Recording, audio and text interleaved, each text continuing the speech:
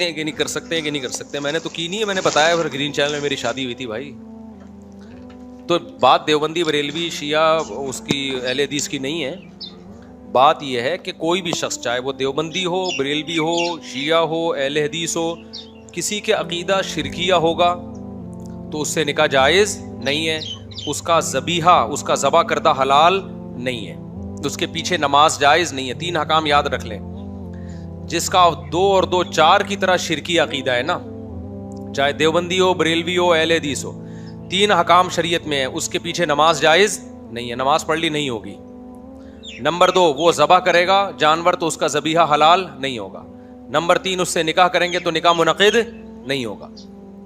تو یہ کون ہے جس کا عقیدہ اسلام کے کسی بنیادی ضروری عقیدے کا انکار کرے, وہ جیسے قادیانی ہے, ختم نبوت کے منکر ہیں, یا کوئی شخص اسلام کے عقیدہ توحید کا انکار کرتا ہے صاف لفظوں میں, میں نبی کو حاضر ناظر مانتا ہوں, ہر جگہ موجود ہیں, میں نبی کو عالم الغیب مانتا ہوں, سب کچھ اللہ نے علم دیا ہے نبی کے پاس, ما کانا وما یکون, کوئی چیز نبی سے مخفی نہیں ہے. یہ شرکی عقیدہ ہے.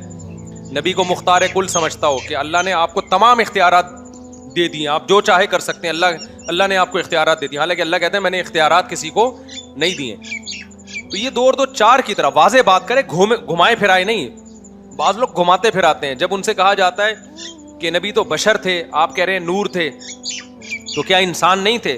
تو بعض لوگ صاف کہہ دیتے ہیں کہ بشر تھے. بشر نہیں تھے, آپ نور تھے, انسان کی شکل تھی, اصل میں آپ نور تھے. تو یہ عقیدہ کافرانہ ہے, کیونکہ آپ قرآن کی واضح آیتوں کا انکار کر رہے ہیں آپ. لیکن بعض لوگ تعویل کرتے ہیں, کہتے ہیں نہیں ایکچولی وہ اس لحاظ سے نور تھے کہ وہ ہدایت کا نور تھے. وہ تو ٹھیک ہے, ہم بھی کہتے ہیں ہدایت کا نور تھے, لیکن انسان تو تھے نا, بشر تو تھے نا. آپ کے والد تھے عبداللہ, آپ کی والدہ تھی آمنہ, اور جو آج بھی سید ہیں وہ بھی بشر ہیں, سارے گوشت پوش کے بنے ہوئے انسان ہیں.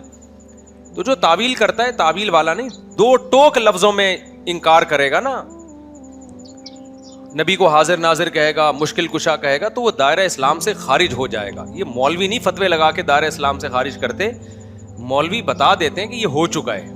لوگ کہتے ہیں مولوی ٹھیکیدار بنے ہوئے دائرہ اسلام سے خارج کرنے کا. مولوی ٹھیکیدار نہیں بنے ہوئے, جو بیچارہ ہو جاتا ہے مولوی اس کے بارے میں رپورٹ پیش کر دیتے ہیں کہ یہ کیا ہو گیا ہے,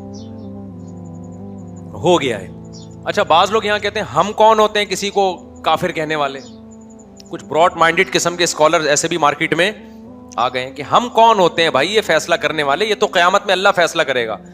اللہ قیامت میں بھی کرے گا, اللہ نے دنیا میں بھی فیصلہ کر دیا ہے. اللہ نے دنیا میں بھی بتا دیا ہے, قرآن و سنت میں واضح تعلیمات ہے کہ کون مسلم ہے اور کون کافر ہے.